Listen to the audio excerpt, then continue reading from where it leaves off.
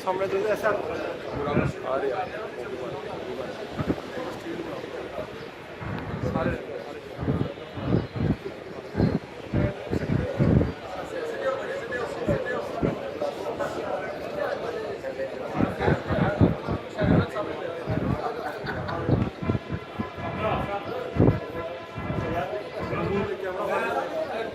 जी जी जी जी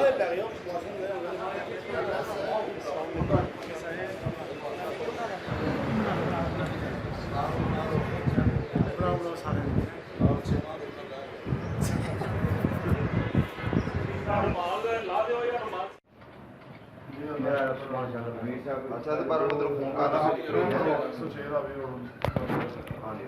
वो भी लाहौर से आ रहे हैं शायद मूवी बन रही है सियालकोट की कोई मायो दोशो लबोनी मा